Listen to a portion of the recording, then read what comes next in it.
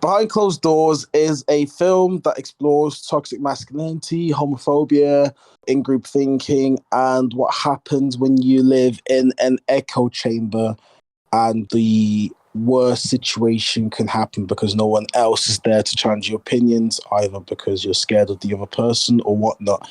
I'm Brian Okechiukwu, the director of Behind Closed Doors. Joel is the writer and DOP. Hello, hello. I think everything you covered there, Brian, is a really good explanation of what kind of Behind Closed Doors is.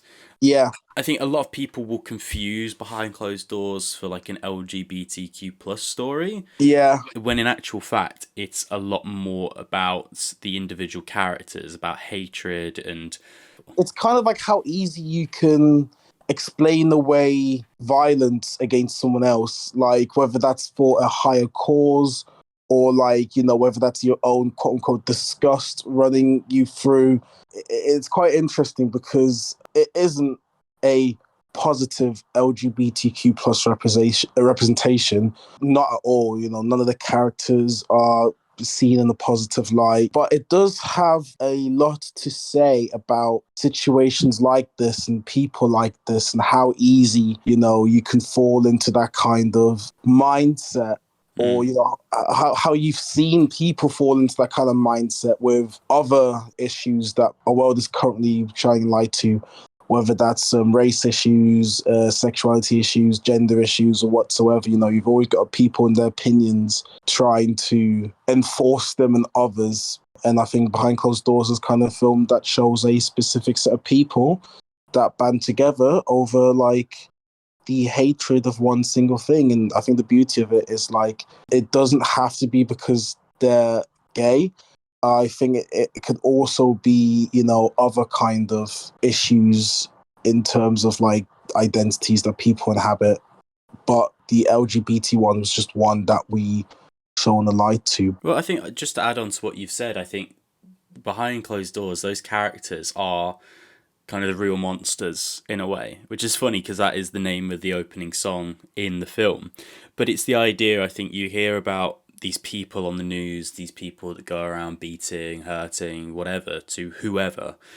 And I think they're painted out to be these, almost mythical monsters, and it kind of depersonalizes it a little bit. Yeah. But I think with Behind Closed Doors, we show what seemed to be at first just these four normal blokes, and then we slowly uncover the atrocities that they're doing and committing. And it's like, it humanizes them. And I think usually that word, people see that as a positive thing. It's positive to humanize something. But it's actually being like, look, people like this are real. And it kind of just makes you think a little bit more about it. It makes you actually realize that, the person doing this could just be that person that I work with. Person that I'm friends with, or that person, from the pub. Like, looking around, there's a bunch of people that you're surrounded by that you don't know, and any one of them could be doing something like this or having an opinion such as these. Yeah. And, there's nothing, nobody's got, like, I'm a homophobe strapped across their forehead. Exactly. So it like, dehumanization was more kind of a critique on what kind of different types of people could be homophobes. I'm not saying that they are homophobes, but like, in terms of like the different things they like, different hobbies they've got, the different ideas in their head they have. It's just to show that, like you said, they aren't mythical creatures, they aren't mythical beasts. You only hear about these attacks over, social media, over the news, over the phone. You see a mugshot of the attacker, and mugshots always look scary. I don't think I've ever seen a mugshot that like looks like, oh wow, I'd like to be friends with this person. Like, every time you see a mugshot, It's always like, yeah, branded criminal. You look like a criminal. You look like you were born and lived all your life just to take the singular mugshot that makes you look like a criminal. Nah, it's just more like these are very normal people doing these very crazy things, and we all know homophobes in our lives. I'll be surprised if you don't. People that we're not friends with, but people that we heard say stuff about people. And I'd like to say, honestly, like, you can tell he's a homophobe from a mile away, but you actually can't. not until like you listen to what he says, and then you can start going telling people that he's a homophobe from a mile away. But until they open their mouth and come out of their specific opinions, it would be quite difficult to tell where people like lean on whatever topic you want to talk about, especially identitarian topics. Exactly. And I think also each individual characters, they are a different kind of homophobia in a way, kind of exploring different reasons for why people might have this kind of prejudice. Yeah, And I think what you've said there is that, yeah, people in your life, and until you kind of find out through whatever means, you're never going to know. And with these four characters, distinctly, you've got Andy, who is quite clearly the personification of internalized homophobia. yeah, Somebody yeah, who kind of hates themselves enough that they will go out of their way to harm others just like them. yeah, And somebody who's avoiding who they actually are and confronting that. You've yeah, then got Mark, who is, like you said earlier, a lot more about the echo chamber and hearing things online, forming an opinion, and kind of sticking with that without further information. And yeah, yeah, also, I yeah, think Mark's character traits of kind of always wanting to be the contrarian and always feeling like the underdog are traits that kind of exacerbate this yeah, kind of echo chamber sort of thing that he's in. You know, John's a lot more about his religion and ideology. yeah. He keeps holding that cross of his, doesn't he? Like, I think it's funny with, you know, you see it with a lot of like religious, well, not a lot of religious people, but with some religious people, they stick to some rules so clearly, don't deter from the path, but then other yeah, things they will completely ignore. You know, you'll have religious people that, you know, are very anti-gay, but then will have sex before marriage, yeah, yeah. That's definitely. and don't value these quote unquote sins on the same level. And I think it takes a little bit of, you know, looking outside of the box and outside of the scripture to kind of actually understand what the intention of these things are. But Yeah, that's John. He's somebody who's very kind of stuck in his ways, has this one kind of ideology. And then Ian's a bit more, I want to say complex, but he's not at the same time. There yeah, are just evil people out there. yeah. And that's what Ian definitely is. Ian definitely just is. There's just no redeeming qualities in Ian. Like Not at the all. fact that, like, you know, he's written and he's played fantastically, like a wind up, as well as someone that controls the group, it's the worst mix that you want in a group, you know, like someone that you're scared of and someone that always tries to push your buttons, and that's why Ian and Mark are always at heads of each other and stuff like that.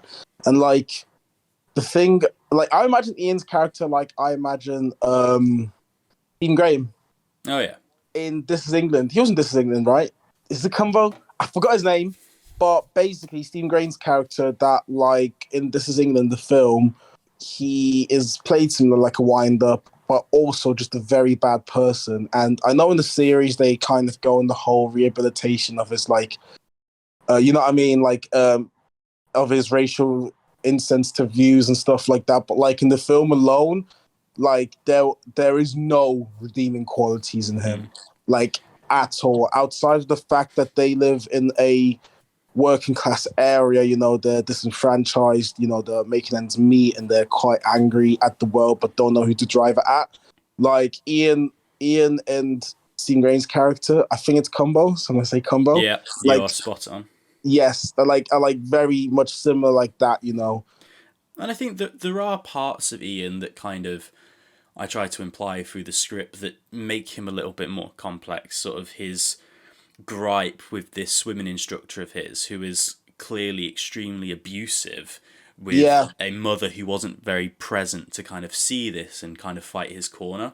And that can build up a lot of resentment. And I think Ian, although being this sort of psychopathic character, is still targeted. I think he, almost the fact he just likes to hurt people, yeah, but has, because of this childhood trauma, has found a group to target yeah, and kind of gone full swing with it. And then also the idea of kind of like, you know, being in the army and the kind of perspective that gives you a little bit, the violent nature of it. And then also potentially not having a father in the picture, and, you know, little things like that that are implied. So it, yeah. because that's the thing, no human is two-dimensional. No, no, not at all. And it's also in the sense like if you have these things, like it's also not saying that like, oh, if you've got no mum or like you've got a single mum, single dad, or no parents or both parents, like homophobia can like exist in any kind of field. Like John, yeah, Mr. John with the cross on his chest, yeah, he has, but definitely both parents together, and because their religious views like trickle down to him, he holds them, because that's a kind of security, that's all he knows. And and it's not like saying Ian's any worse, because at the end of the day they're both still very homophobic. And I know at the end, what Ian did, what he did to Andy, and John and Mark were quite upset. That is definitely one of those penny drop moments where it's too late. And I guess what is left for the audience to interpret is if they do something about it after those credits roll, or if they just cognitive dissonance kind of just explain it away, because a lot of resentment and homophobia gets explained away very easily, because it's very easy to be cruel. It's so easy.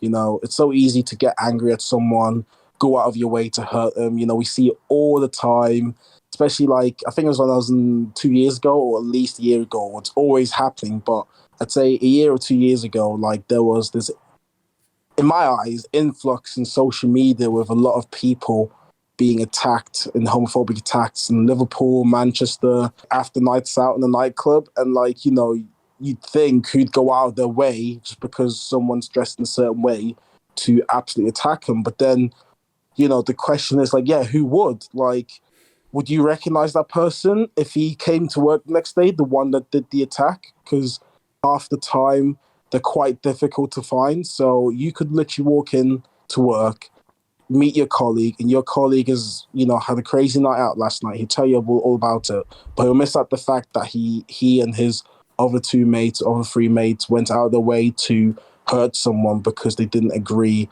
with their clothes sense, or they thought they were gay or whatever. And it's quite a scary thought, and it's one which we did want to explore, about why that happened, how that would come about. I think an interesting thing that you sort of touched on briefly, and that links to this, is that ending, in the sense that once Ian has sort of taken Andy into the back room and continued the cycle, we see a very distinct shift in the way that John and Mark both look at each other and also are kind of emotionally feeling internally. Yeah. And I think part of that is people can feel very strong feelings and hatred towards a certain group of people in all kind of walks of life. But when that issue is brought to the sort of foreground and brought personally into your lives, a lot of the times you see a shift on perspective. Yeah. In the sense of like somebody who, is extremely racist, a white person towards black people, let's say, and then gets into a accident in which they have to be cared for by a black doctor. And then also with like, families and parents hating gay people and have a gay child, and then all of a sudden it makes them question everything. Now, that's not to say that happens 100% of the time, but it is a part of the time. And I think what's happened is you've got Mark, who has, grown online and realised how much he hates gay people, and then to have one of his best and closest friends kind of have this revelation has kind of made him rethink it. And same with John, I think also John brutally murdering the person in the back room has gone well against his beliefs. And that's kind of, one thing that I think starts off this train of thought. From that point in the film onwards, John isn't the same. Yeah. And then for John to see Andy being taken into the back room to potentially have happen to him what he just did also makes him question it. And I think that was something that would have been a lot hard, like with this idea of four guys in a room, it would have been a lot harder to explore a prejudice other than homosexuality. The idea that one of them is internally homophobic and kind of has this revelation makes it so you can have that shift at the end, that change in equilibrium. You can't have a character come out and be like, I'm a different race. No. To explore those issues which are again just as important, would have taken a very different story. And I think Yeah, they wouldn't have worked. I think if we had done behind closed doors, but had a woman in the back room or somebody else, it wouldn't have worked because you wouldn't have been able to have that clear resolution at the end. yeah, and the messages would get all messed up in between it as well. Like, Absolutely. say if there was a black man, because speaking from personal experience, there was a black man in the back room and there was four white lads. I think, in my opinion, it would turn a bit white savory if one of them just turns around and is like, "Oh, I don't think we should be doing this." Like, it's not something that I kind of would like to direct or back in terms of like the story. I don't know. It just doesn't seem like right. And if it was a woman, there's no interesting message to be said there. Again, it would just seem like man savory or whatever. One of the men just turned around and was like, "Oh, I actually don't think we should be beating up women." It just seems Yeah. like it's depraved and like it's all for the shock value, you know. And that's what we were trying to move against. Like, we didn't even show any blood. We didn't show any of the body parts, whatever. That's all implied. The film wasn't centered. Like, I think the shock value in initial thoughts would be the homophobia, but like once you realize it's about homophobia and look back at the story, you definitely see the hints of homophobia like breathing in everyone's mind and stuff like that. So I think like especially homophobia, the topic of homophobia, the theme of it is definitely one that we could have explored with a, you know, melancholic, positive ish ending. And I see the ending as positive, you know. I hope other people do as well, you know, like they did something wrong at the end, but there definitely are shifts in character, like you said, between Mark and John, who I think it takes somebody paying close attention to see that potential positive shift. I think when you look at it at face value, it's a very shit, and it is a hopeless ending, and no matter whether it's positive or negative, that the ending is very hopeless. yeah, some Everybody's dies. kind of had this shift in view, and everyone's very powerless in that situation. But as you Mm, say, there is this hint of positivity, and it's positivity through negativity. yeah, it's just kind of like, you know, Mark's best friend Andy came out essentially as gay, basically, because I've had that done. I've come out to some of my friends and stuff, and they've had to redefine like what gay people means to them, because Hmm. for homophobes, gay people are just like this extinct or specific species of people that, you know, like that they're not involved with at all. And then it's easier to disconnect yourself and harm them because you're not involved with them. That's not your best friend. That's not your mom. That's not your dad. That's not anyone that's close to you. But once you do find that someone that's close to you is like that, it throws the perspective back on you. I feel like you have two options. One is to look at yourself, be like, "Oh my god, I have been the reason my friend, my parents, someone that I love, you know, was scared essentially to come out to me, and that's because of me, you know, and because of the culture that we're in."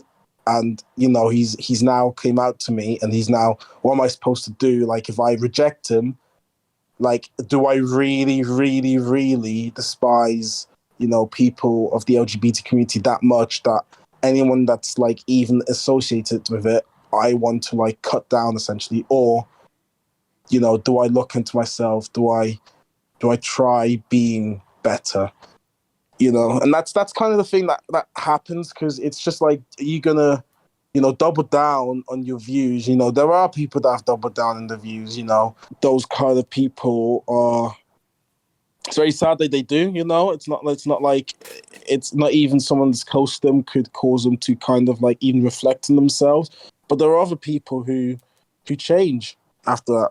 That's the point where BCD is left off, from either they're going to double down or they're going to change. But looking at their reactions, seeing how the actors have played it, you know, I think it leans to they've reflected themselves, and it looks like they will change. Absolutely, and I think also like the ending of the film, is for once we don't want a happy ending. I think people get so stuck on trying to have happy endings for films all the Yeah. time, and life just isn't like that. Life doesn't always have a happy ending, and in a way you can kind of get an idea of the thoughts and the feelings, but you kind of have no idea what they're going to do next. And I think that Yeah. it kind of leaves you feeling. It's not supposed to be a film that leaves you feeling good inside. No. It's a film that's supposed to make you think. Yeah, no, for sure, for sure. And the heavy themes and that are thinking themes. Like, if you don't agree with the film or if the people, like, in terms of the message or whatever, that's completely fine. But it's not a very nice film to watch, and I don't think Behind Closed Doors is supposed to be a nice film to watch. I wouldn't say This Is England or 12 Years a Slave or other heartbreaking films that I've watched or very nice films to watch.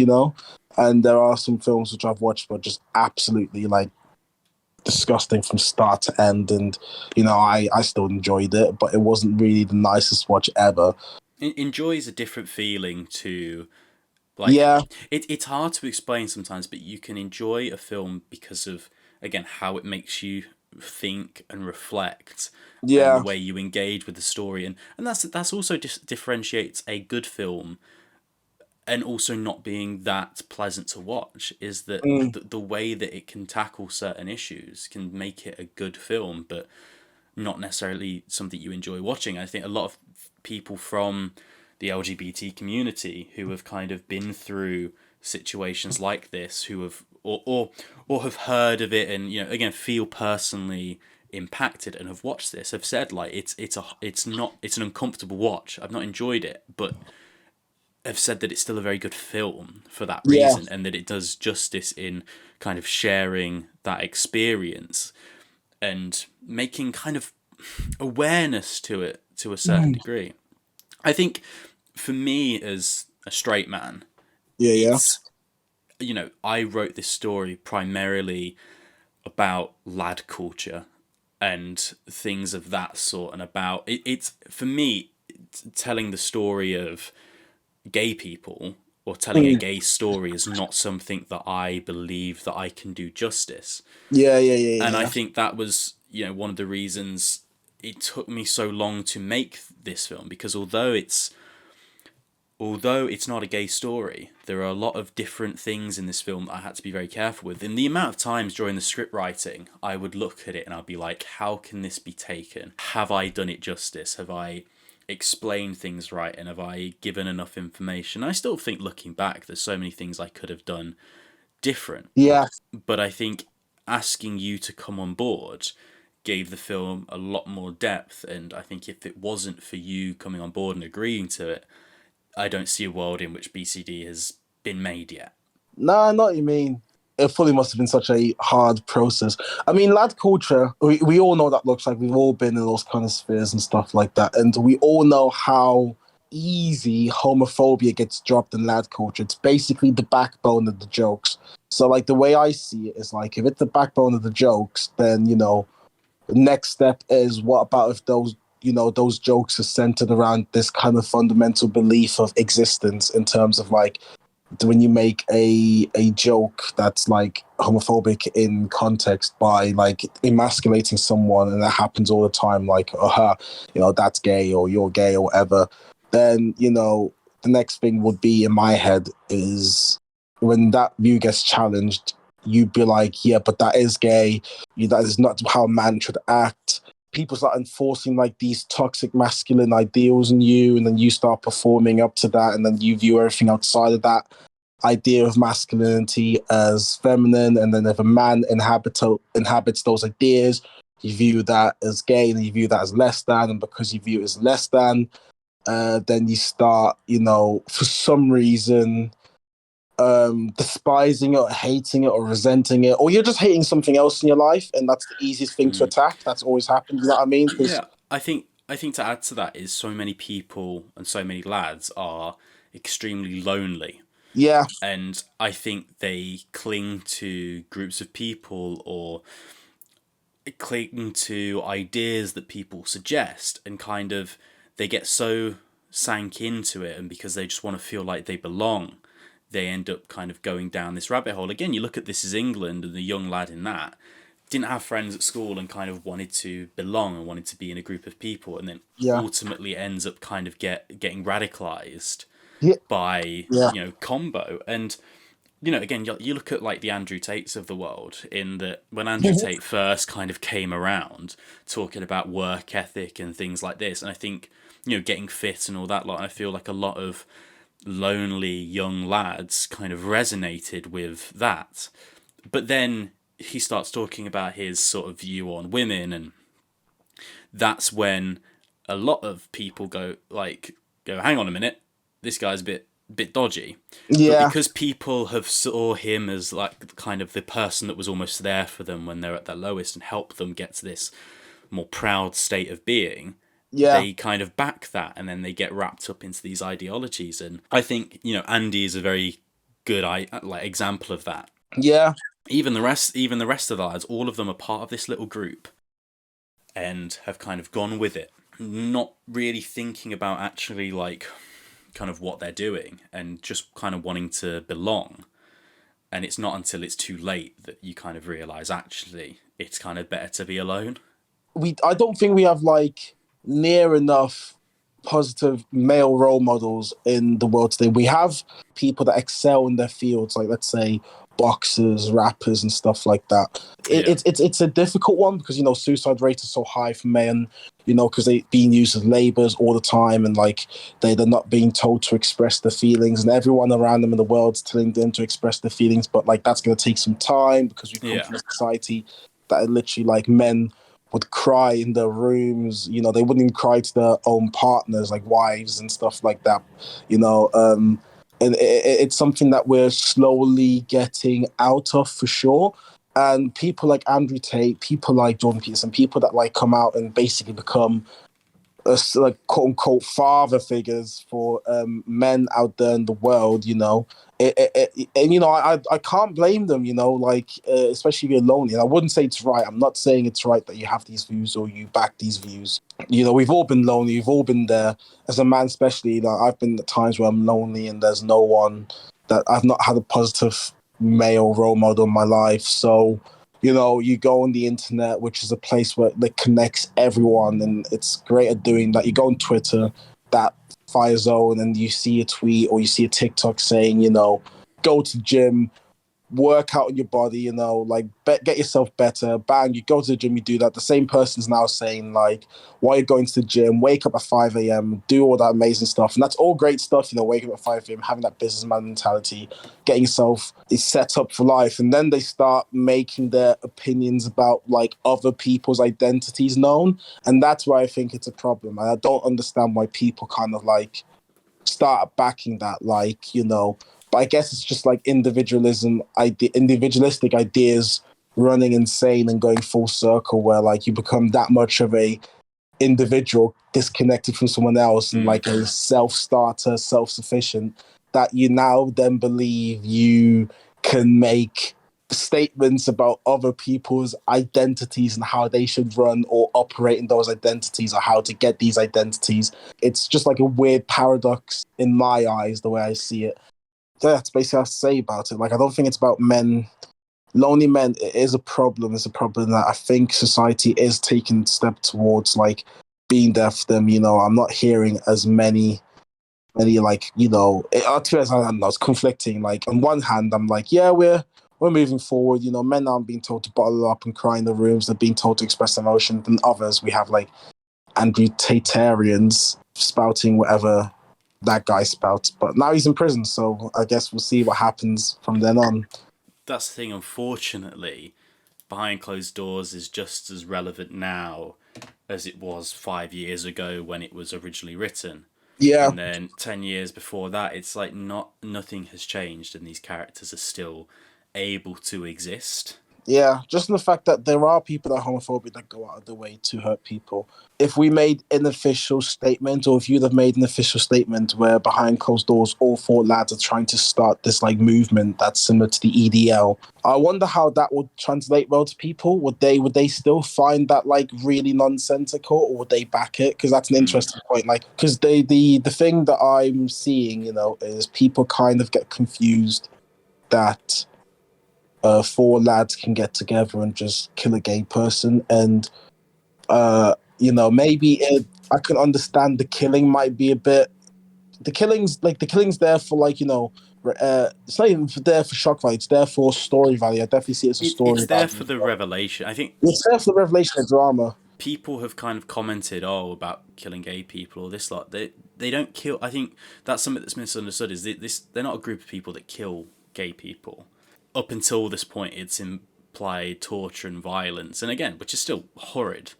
But there is still a difference, and people kind of overlook it. And I think a lot of people's issue with the film is the kind of mundane sort of look at it. I think if we made, as you were kind of saying, like if we made these characters part of a group that preached it and or whatever, and again almost made them a little bit more mythical in a sense, people would have a better time understanding it. Yeah. And the idea is, no, that's not what we want to do. We want to bring this to reality and kind of make this a very close thing. Like, these are just ordinary people. And I think there's definitely some that gets lost, again, in sort of time in the film. The film is only 25 minutes, and the tricky with shorts is, in shorts, the shorter the better, but you struggle to get messages across, and you're kind of balancing that fine line. Especially with the dialogue as well, because that is very dialogue driven, and shorts don't have too much dialogue. They're kind of, run by themes and ideas, and they're really interesting, cool, creative.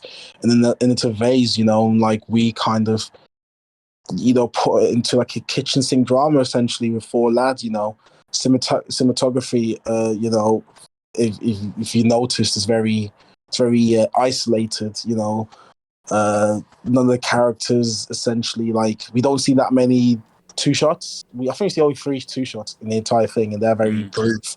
Everyone else is in their own little world, trying to navigate the homophobia, and then it's until like the last shot where it's like John and Mark, who it's implied the fact that we cut to wide. It's like they're in each other's worlds right now. And that's the real world, the world where their best friend has just been, taken to the back room, essentially, and it's something that you can't hide from. You can't stay in that kind of mindset. It's something that you have to contend with, and what are you going to do next? And that's where they have the revelation in. And yeah, I agree with you in that point as well, for sure.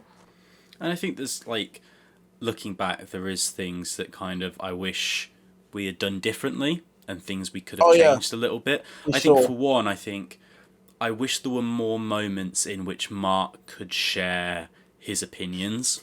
Yeah. Because I do understand the criticism of he goes from kind of having a very kind of left-leaning opinion to all of a sudden showcasing a right-leaning opinion. Yeah. And I think it would have been nice to have thrown, and which I think is definitely, reasonable, but I wish I could have thrown a couple more kind of weird views in there, just to kind of set the base for his character a bit more. To definitely support that. But I feel like with Mark, like, his opinion is like, his left-leaning opinion is like left in aesthetic. It's literally not left in concept or left in intention. Like, he only believes these ideas about like cow's milk and these vegan ideas for himself. It's like this libertarian kind of idea where it's like, I'm doing this because for me, and I see myself as better as it, and if I educate you, you are listening to me, which is a better thing. He's kind of not doing it as like, for the animals, even though let's say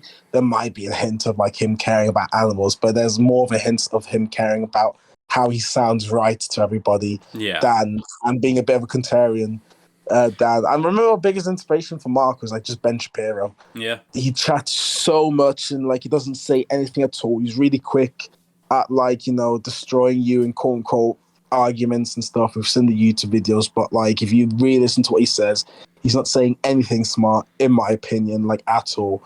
And that's probably where the idea of Mark comes. And then, he gets threatened by Ian, because Mark is a contrarian. He likes being contrarian. He had contends with Ian, who's just huge, 6'5". There's that shot where Ian gets up and he towers over Mark, and no amount of Mark's wit, his intelligence or perceived intelligence could just, overpower someone who doesn't care about it. And Ian thinks he's intelligent in his own right, and he probably believes it because he's been in a war, he survived that. So like he's not gonna let someone smaller than him or chattier than him like just tell him what's right or wrong. You know what I mean? Because Ian's not that type of guy. And there are definitely other things I'd like to do better in, because it's only my second short film I've made. I definitely want a dance scene. I don't know why. I've been thinking about it, and I was like, I wish there was a dance scene between all the characters. It's funny you mention that, because in the original, one of the ideas that were thrown around, because 5 years ago, me and 3 others wrote Behind Closed Doors as a stage play, and I kind of took it, adapted it, and made it better, giving the characters more depth, things like that. But in the original, there was talks of a scene where they sing together. And I think it was like, I can't remember exactly where. I think it was just after John had killed him, and the guys kind of join in on a bit of like this sing along, this camaraderie type of thing. And I think there is definitely a world in which it works, but it was cut out of the original, and it wasn't one of the ideas that I kind of brought back. No. But like, I think there could be this idea of bringing the kind of characters closer together in a way, and whether we do it before the revelation or after, it would be a nice little way to cement the group's friendship. Because I've heard comments from people watching it being like, are they really friends? And I'm like, yeah, they are. They're just friends in the same way where I've been in a group of people and 2 of my mates have nearly gotten into a scrap about something so little, so tiny, and it just confused me about how their egos are that, like, you know what I mean, how they're that prideful of each other that they won't back down, or not one of them would concede, or they just it has to go to fists or violence to kind of get the answer, and I feel like we've all seen that happen over silly stuff, and then they be friends afterwards. There's the whole joke where like boys beef, they get into a fight, that beef is done after the fight, whoever wins, whoever loses, like it's definitely that kind of sense. Like that's why they can be friends but also scrap. And the only thing is, like, it's only Mark and Ian that are like always fighting. John's always trying to calm him down, and Andy's kind of like just staying away from it. So if it was like all 4 of them at each other's throats, like that would make sense. But like, oh, why are they all friends then? Because they all seem to hate each other. But it's just 2 of them, and it's like, oh, okay, since it's only 2 of them, it's just their personalities clash, but they see something in themselves which they like to be friends with, or whatever. Whether that's Ian's strength or that's just Mark being funny to be around, if you know what I mean. That's the thing. I think it's because we start off with everyone on kind of this rocky ground. There isn't really a moment in which everybody is the best of friends. I think the closest example we get is when Ian tells the story of his time in Afghanistan. And that's the first time we see him and Mark kind of bonding. And Andy's kind of laughing along and a part of it. And, all in kind of an attempt to distract John. But John is the only person that's kind of outside of that. And there isn't a moment where all 4 are kind of just playing along. And I think that would have been a nice thing to have, is that, again, it's very tricky though, because you kind of want that at the start, in a way, all 4 of them playing along. But I also wanted Andy out of the room at the start, because I wanted it to have that storybook ending, that kind of the cycle continues. So that's the thing, there's so much to think about, and it's like, I think in that sense it could never be perfect, because there are moments you would want, but they would ruin other moments, which makes it very tricky. But, again, if I spent another few years writing it, and maybe kind of if I'd brought you on earlier and then we had time as the 2 of us to develop the script further, instead of, because we only had I want to say about 6 months from the point that you were on board to actually shooting.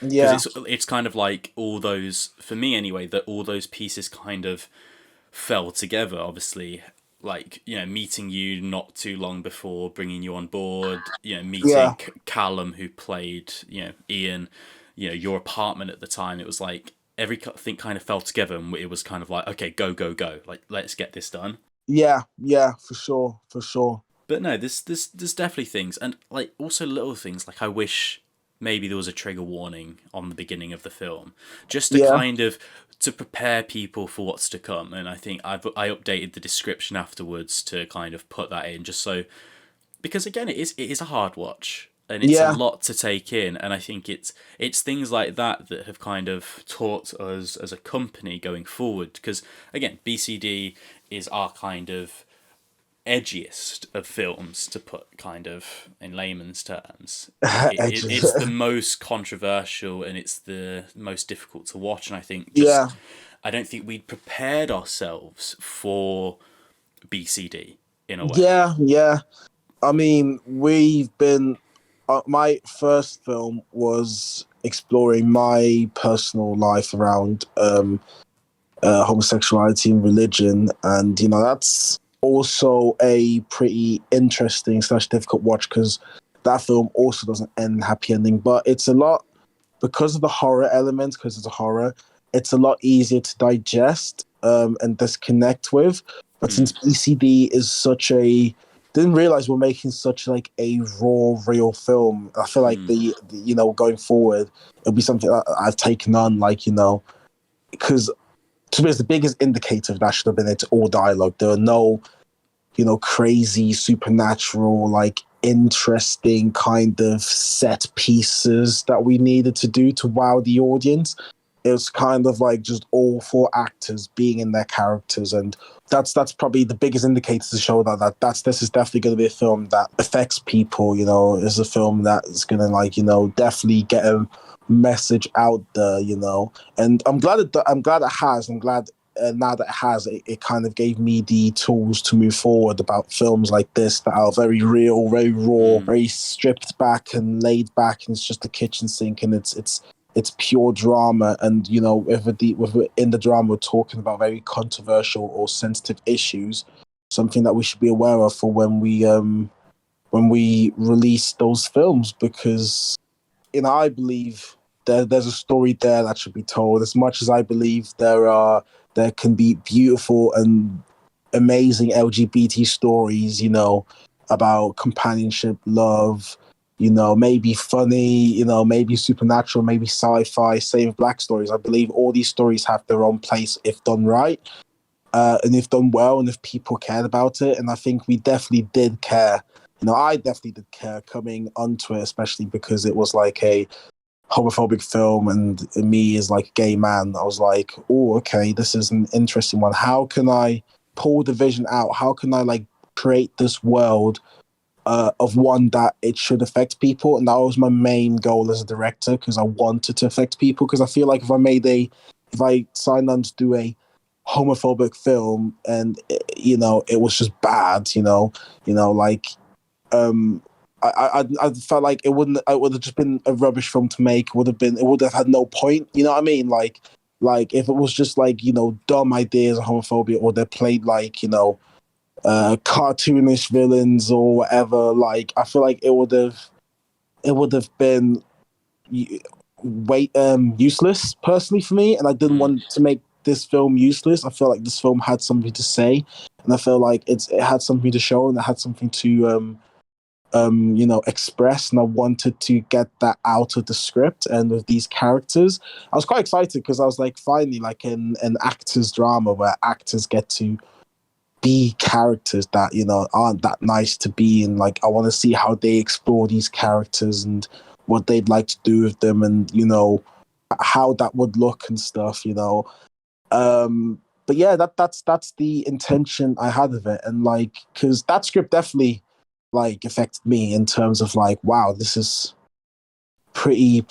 I've been in situations like this, and they are wrong, and I don't want to show these situations as one like, oh yeah, these are right situations, or they are very normal. They're more normal than you would like to imagine. Outside of the maiming and torturing and killing of a gay man, like the words that are being expressed, the stories, the tangents that people go on. But it's definitely one that I wanted to do right. It's a story I want to do right. It was a challenge for me, and I think I liked that it was a challenge. And you know, I think it shows well with the viewer count we're getting, with the amount of people that watched it, that it's doing something, you know. Unless all our viewers are bots, it's definitely doing something. I think in Hollywood there feels like there is a lack of LGBT films, and For sure. there's a lack of minority voices. But I Yeah. think when you come down to our level and on the independent level, you know, the sub 10,000 views level on YouTube, you Yeah. start to see that actually there are so many, you know, stories told from sort of marginalized groups, and it's a beautiful place, really, Yeah, of for like sure. the variety of films. I think BCD has its place in that because it's a story that isn't told often. It's not told, you don't get many stories told from the other side. And I think criticisms that, oh, we could have told any other story, is that, well, I think if you look, there are a lot of those stories out there. I think the problem becomes on the Hollywood level and on the big budget level, where Yeah. we need more. Again, there aren't stories like this on the Hollywood level, No, no, but no, no, no, but I no. think these stories can exist because of the groundwork that positive stories will lay, if that makes Yeah. sense. I Yeah, think yeah, yeah. it's like you have to have that equilibrium. You have to have that negative to the positive, because I think, you know, there are so many beautiful gay stories out there, but you almost don't want to trick people into thinking, you know, the world is not a nice place. And Yeah. in this very horrible place, there are so many beautiful and amazing stories of real people out there, but there's just as many horrible ones. Yeah. And I think that needs to exist. The things I've seen, I've of course watched a decent amount of short films on YouTube, especially with the LGBT ones.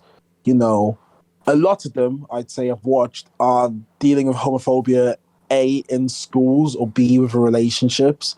And it's almost like a you know, oh, one person's homophobic, but they kind of secretly fancy each other, and then through that they kind of navigate themselves. They realize they love each other, and you know, and Almost that's glamorizing it. yeah, Like, some of them very much do glamorize that kind of yeah, like falling in transition. love with your abuser and stuff Yeah. like that. And you know, all in all, from the stories I've watched there, like they're well done, well acted. You know, I did enjoy them, stuff like that. But like, because that's like a strand of the LGBT experience that we've all seen, and like, you know, another strand which I feel like we've done is kind of showing, you know, the how homophobia essentially, you know, breeds, and how it can, like, you know, come out essentially and hurt people. Another strand we can explore is just a two gay comedy, you know, exploring, you know, night clubbing and stuff like that, or whatever. Or could do a gay horror, or I want to do a gay sci-fi, but that's like if I'm feature director level. That's Yeah. what it is. But like, you know, I feel like there's a lot of genres, or a lot of ideas, a lot of ways you can especially expand gay stories in. And I feel like you know, so especially at our level right now, you know, I think we have the option to do anything we want if we can do it, we should do it. And if we could do BCD, so we did do BCD, and that's the kind of thing that happened. And that's probably why I went ahead with it, because it was a great story, and one that I think needed to be told, and one that I wanted to see how it would, you know, do with audiences, because it's not, I wouldn't say, oh, it's not been seen before, we've never seen these types of stories before, but more so like it's definitely one that will get people thinking because of where it goes. And I've not seen a story like this, this specific about homophobia. All the homophobic stories I've seen is like the falling in love with your abuser types and stuff, or maybe the homophobic dad to their kid or whatever. I've not seen one where it's like, you know, just for boys who are homophobic. No, definitely. I think that's a very good way to kind of sum it up, is that it does kind of stand alone amongst a genre in which, there are kind of the tried and told stories or whatever, the ones that we've all seen before. But then again, in the sense of the discrimination and that kind of side of things, a lot of which have these kind of happy endings are kind of different, and it does stand on its own in a way. And again, like you say, it's not fully unique, but it does have elements that you don't see a lot of. I think also, like, behind closed doors, as we've chatted about, is it could easily be a series, like a anthology type series, in Oh the yeah, same vein as Inside Number Nine, except it is more about character studies, which that's what behind closed doors is. It's a character study of these people, yeah, a kind of insight, and gives you depth into these characters. And we could do stories about countless other people and countless other stories, and they wouldn't all necessarily be focusing on the negative people. mm, There could be so many other stories that we've thrown about positive and kind of ones with happy endings. But I think that's the thing, because it's BCD is so focused on character. It could be about anything and anyone. And again, yeah. it's about humanizing. It's not about making a person lovable. No, It's about humanize. Again, like, for example, like, look at like a Ted Bundy, for example. He's kind of this big serial killer person, this monster that everyone's made out to be, but somebody who has also been shown to be very charismatic and things like that. And then you've got characters like Ian, and again, introduced to you as just some guy, but showing traits of what we've seen in these kind of supervillain-esque people. yeah, and like the thing with like Dharma as well, the new series Dharma, which the director said he wasn't trying to humanize him, but I feel like he did, like regardless. Hmm. Did Ryan Murphy say he wasn't going to humanize him? I feel like that Ryan Murphy did say he was going to humanize Dharma, but in some weird way, he was still humanized. I think, and people really enjoyed Dharma because they saw like a inside the mind of it, and I don't think, well, normal or people that are like, all right, would just not think that Dharma is, what Dharma did was wrong and will always be wrong, will always be seen as wrong. But people found it very interesting seeing his mindset, seeing what made him tick, humanizing him. Because I bet before Dharma came out, you just thought of him as the, LGBT serial killer who had his victims in his house and cut them up and like slept, you know what I mean? Like did all weird stuff with them. And you see the show and you're really interested to see how or why he does these things that he does because of the humanization of him. And And that's the thing. Our intention is to humanize, but not to make likable. no, And that was always the key from the beginning. I didn't want people coming out of BCD being like, oh, I really love these characters. And I think one of the greatest bits of kind of feedback that I saw over and over again is people kept saying that how much they hated Ian, even at the beginning, but found themselves laughing at him and caught themselves liking him for a moment, then realizing, hang on a minute, this guy's an arsehole. And yeah, that's the point. It is like, these people have likable traits, and there are things about these people that you will like, but overall, just because they have likable traits doesn't mean they're going to be a likable person. And in a way, BCD confuses people. It kind of throws you around this emotional roller coaster of, oh, am I supposed to like them, or am I supposed to not? And then you're almost angry at the end because you thought you liked some of these people for a moment, and it kind of messes with your own psyche a little bit. yeah, oh yeah, for sure, for sure.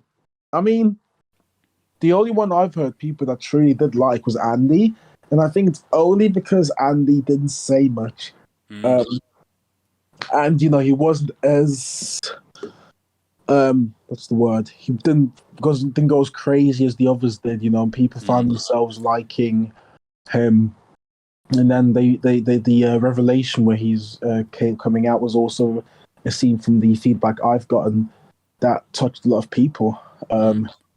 and stuff, and then they were upset when he died.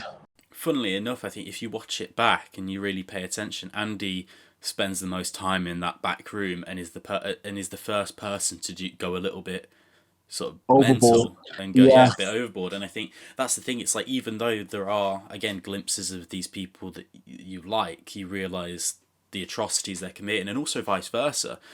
I think if you watch it again, you will realize actually some of these characters have more likable traits and are slightly more redeeming. But doesn't mean they're likable. no, And I think no. that's the main, in a way, the main takeaway. If we're coming to wrap this up, sort of this podcast up, I would want people, if you've watched it once and you enjoyed it, listen to this podcast, watch it again, just to get a different perspective. And I think if you didn't enjoy it, I would encourage you even more so to watch it again. And I'm not going to say that I think for some people BCG just won't work for them. Oh yeah, for sure. It's not Even a after film for even after everyone. hearing this, they'll look back and be like, no, you still didn't do this right, whatever, and that's fine. Everyone is open to have their own opinion, but I think Oh yeah, totally. the key is we made this with the purest of heart, in a way. Like Yeah, we did this with the purest of intentions, and if it gets taken the wrong way, then it gets taken the wrong way. And if people don't want to listen to what we've got to say, and I think that was the importance in making. We've spoken a while about doing podcasts and sort of director's yeah, commentary on films, but I yeah, think yeah, it's with the release of BCD we realised that actually it's quite needed, because for sure. some people are missing the message, and it'd be just nice for people to actually understand where we're coming from. We Yeah, always knew. It's funny. We always knew BCD was going to get some kind of backlash, and yeah, it happened a lot later than I think we realised. It didn't happen until sort of after the first 1,000 views, and the film started getting a lot of traction, sort of elsewhere outside of our company, and in America, its biggest viewership is in America for some reason. that's so crazy. It must be Ben Shapiro. Exactly, and a lot of older men as well. But that's we want the widest audience to see this film as possible, and I think just having this supplementary sort of recording to chat about it will go a long way, and it also allows people to invest in us more as a company as well, and us as people. And I think it's about making us more personal as well. Yeah, Do you have yeah. any final thoughts you'd want to share, Brian? Um, just that definitely check out BCD again. Um, if you didn't like it, like Joe said, your opinion is valid. I won't like every film that comes out on TV from famous directors. It doesn't mean you have to like these films. We've made this podcast, like Joe said, to kind of get our thoughts or intentions and ideas across, and to show that it wasn't a little like depraved little thing that we're writing this because we get off on it, like violence and gay people. It felt like it was a story that needed to be told, and it was just a fun challenge regardless on my end. And especially moving forward as a company, I don't know what to say. Like, I wouldn't even say expect new things. You know what I mean? Like, expect all these different type of stories, or like expect to be upset every film you made. I wouldn't say it's that. I think it's just like, for us, it's expect, as FBF as a company, Forgotten Birthday Films, expect stories that are true to us, and that's all we can ever do to write. And I'm currently trying to create a story that has got, don't want to reveal too much, but it's got a bit of a twist going in there, and I think I'm interested to see how that twist gets translated to the audience and stuff. It's not another BCD, guys, don't worry. But yeah, it's definitely something like that where just expect stories that are true to us, and And that expect variety as well. yeah, I definitely think if expect you don't variety. like one film from us, go and watch another one. I'm not the person making all the films, definitely for sure. I am not the person making all the films. You watch your other films, you have other directors on there as well who have their stories that want to be told. And even like look at Whitson as well. I think we had a comment sort of saying about all the beautiful gay stories we could have told. Well, you've told Whitson, and yeah, there is still not the most positive ending, but there are a lot more positive things, and that is a true LGBTQ plus story. Whereas this isn't. This is about homophobes and Yeah. gang and group lad culture. This is an LGBT minus story. But yeah, I think that's pretty much all. Thank you for listening, and you Yeah, know, thanks guys. Thanks for listening, everyone. Thanks, bro. hopefully there'll be another episode about following films. Maybe we'll even go back and do some about our previous films that we've recorded. You never know. Yeah, let us know if you'd like that. Awesome. All right. See you soon. Bye bye. You know it. Bye.